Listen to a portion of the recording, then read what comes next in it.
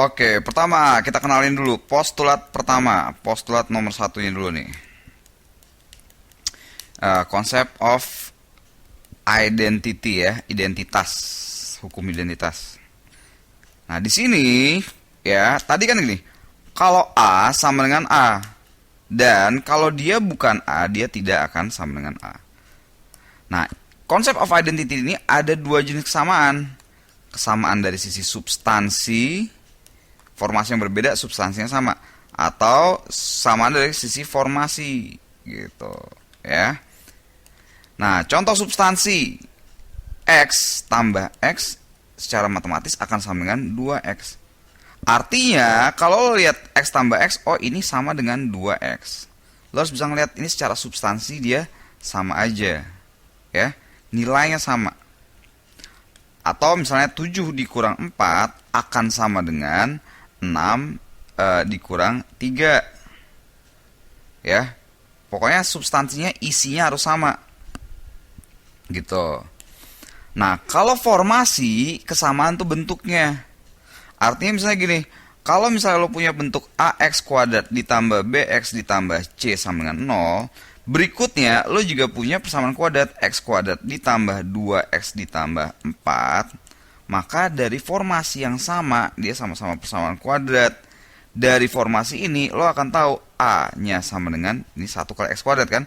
Oh, berarti A-nya sama dengan 1, B-nya sama dengan 2, C-nya sama dengan 4. Karena formasinya sama. Oke.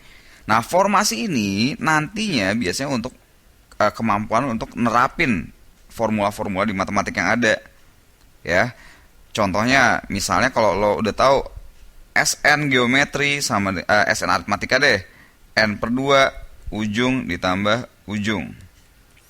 Nah, lo udah punya deret. Deretnya apa? 1 tambah 5 tambah 9 tambah 13 tambah berapa lagi nih? 17 tambah 21 gitu ya.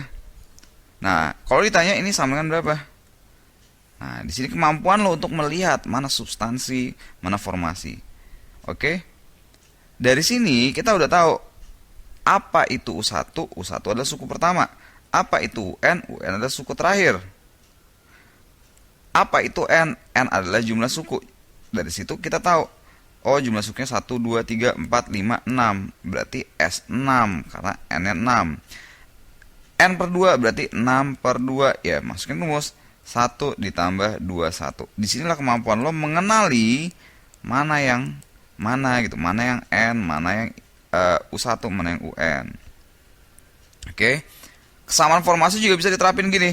Misalnya AX kuadrat ditambah suatu persamaan kuadrat AX kuadrat tambah BX ditambah C sama dengan 0.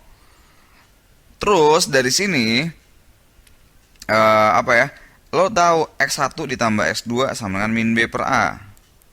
Sekarang gue punya sebuah formasi baru, X kuadrat ditambah 3X ditambah 1 sama dengan 0. Akar-akarnya alfa dan beta. Ini akar-akarnya X1, X2 misalnya gitu ya.